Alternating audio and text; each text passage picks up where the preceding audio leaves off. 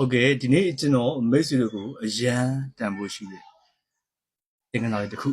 မျှဝေပေးဦးမယ်။တည်ပြီးသားသူတွေကတော့ကြော်သွားပါနော်။မသိရသေးတဲ့သူတွေအတွက်ပါ။အဲကြတော့ကျွန်တော်လက်မှာလည်းနာမည်လေးတွေရှိတယ်။နံပါတ်လေးတွေရှိတယ်။သိရမယ်ဟာလေးတွေရှိတယ်ကျွန်တော်တို့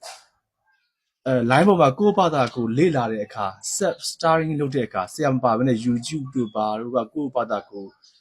လေ့လာတဲ့အခါဒါလေးသိထားတော့ပို့ပြီးတော့ခကြီးရောက်တယ်ဒါလေးတွေမသိရင်တော့ကြာတာပေါ့လေဘာလို့ဆို line ပေါ်မှာကျွန်တော်တို့လက်ညိုးလက်ကလေးလက်ချေအဲ့လိုမျိုးသူကရေးမှာမဟုတ်ဘူးလေသူရဲ့သတ်မှတ်ထားတဲ့ကျွန်တော်တို့နံပါတ်လေးနဲ့ရေးမှာအဲ့အကြောင်းလို့ကျွန်တော်ဒီသင်ခန်းစာလေးတွေကိုမိတ်ဆွေတို့ကိုမျှဝေပေးတာပါကျတော့လက်ညိုးလက်ကလေးလက်ချေလက်တန်းမသုံးဘူးဗျဘယ်နဲ့ညာနဲ့ကျွန်တော်တို့ဒီ acoustic guitar မှာတော့ဒီ acoustic guitar မှာတော့ဘယ်နဲ့ညာနဲ့တူတူပဲလက်ညိုးကိုနံပါတ်1လို့သုံးတယ်1ပြရလက်ကလေးကို2လက်ချေကို3လက်သန်းကို4လက်မောက် T ဒါမှမဟုတ်နှံ့5အဲ့လိုသုံးတယ် acoustic guitar မှာ1 2 3 4 5 T ဟုတ်ပြီနော်1ဆိုရင်လက်ညိုး2ဆိုရင်လက်ကလေး3ဆိုလက်ချေ4ဆိုလက်သန်း5ဒါမှမဟုတ် T ဆိုလက်မအဲ့လိုမျိုးကျွန်တော်တို့မှတ်သားပြီးတော့ self starting လေ့လာသွားမယ်ဆိုရင်ကျွန်တော်တို့ဂတာတီးရတာပို့ပြီးတော့ခကြီးရောက်သွားမယ်ကိုယ့်ကိုလေ့လာတာ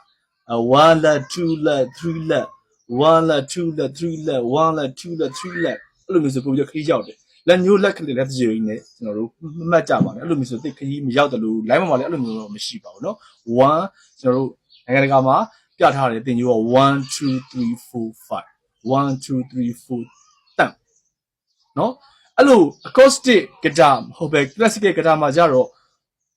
ဘယ်ဘက်လက်ကတူတယ်ညားပြောင်းသွားတယ်ကျွန်တော်တို့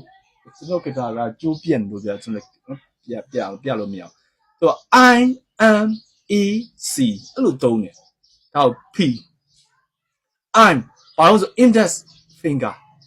အဲ့ဒါကကျွန်တော်တို့ acoustic guitar မဟုတ်ဘဲနဲ့ classical guitar မှာသုံးတာเนาะကျွန်တော်ဒီ acoustic guitar မှာတော့1 2 3 4 5လို့ပဲသုံးပါတယ် classical guitar မှာတော့ I am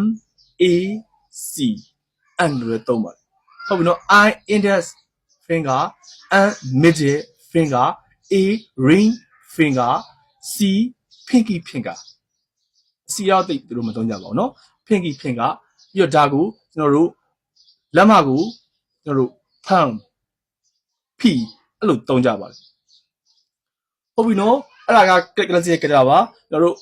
acoustic guitar မှာတော့1 2 3 4 5အဲ့လိုမျိုးမှတ်သားပြီးတော့လေ့လာရင်ပို့ပြီးတော့ခကြီးရောက်တယ် classic မှာတော့ I am A C I am A N P